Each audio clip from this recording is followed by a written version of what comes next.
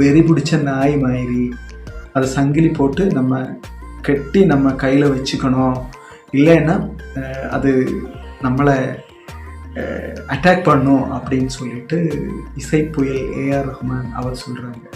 என்னோட ஒரு புரிதலில் நான் என்ன சொல்கிறேன்னா, இந்த 2000 to 2020 வரைக்கும் இருக்கக்கூடிய ஒரு காலகட்டம், அந்த காலகட்டத்திலே இளமையாக இருந்தவங்க ரொம்ப டஃப்பான ஒரு காலகட்டத்தை கடந்து வந்திருப்பாங்க.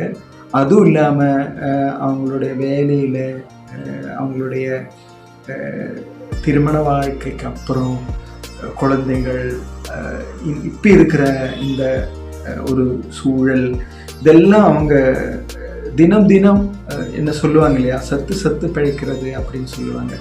அந்த மாதிரியான ஒரு ஸ்ட்ரகிள் இருக்கக்கூடிய ஒரு காலகட்டத்தில் தான் நாம் இப்போது இன்னைக்கு இருந்துட்டு இருக்கோம். உண்மையை சொன்னால் நான் எப்படி இதை அந்த மனதோடைய பிக்சரை பார்க்குறேன்னா, இந்த கொடூரமான ஒரு புலி வெறி பிடிச்சி பசி எடுத்து நம்ம மேலே அட்டாக் பண்ணி நம்மளை சாப்பிட்டுட்டு இருக்கு. அது சாப்பிட்டுட்டு இருக்கும்போது எந்த அளவுக்கு வலி இருக்குமோ அந்த ஒரு ஸ்திதியில தான் இப்போ இருக்கிற மனிதர்களுடைய மனசு. இந்த புலியிலிருந்து எப்படி நம்ம தப்பிக்க முடியும் அப்படின்னு ஞானிகளும் அதே போல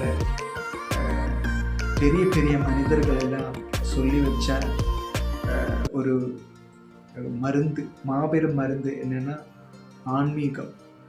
ஆன்மீகமான விஷயங்களை நம்மளுடைய வாழ்க்கையில் நம்ம கொண்டு வரும்போது அந்த புலியை நம்ம அப்படியே நம்ம அதை அட்டாக் பண்ணி நம்ம கண்ட்ரோலில் கொண்டு வந்து அந்த புலி மேலே நம்ம உட்காரக்கூடிய சிங்கங்களாக நம்மளால் மாற முடியும்னா ஆன்மீகத்தை நம்ம வாழ்க்கையில் பரிசீலனை பண்ணணும். கீழே சாப்பாடு எந்த அளவுக்கு, பிராணவாயு எந்த அளவுக்கு நமக்கு முக்கியமோ அதே போல் ஆன்மீகமான ஒரு விழிப்பு நிலையை நம்ம கொண்டு வரணும். விழிப்பு நிலைன்னா நம்மளுடைய வாழ்க்கையில் சுற்றி இருக்கிற எந்த விஷயமும் நம்மளை ஆட்கொள்ளாமல் நம்ம வாழ்க்கையை,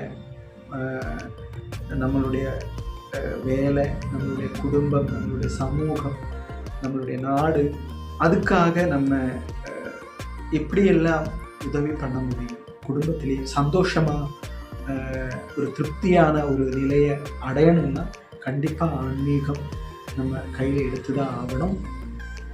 இனி இருக்கக்கூடிய காலகட்டம்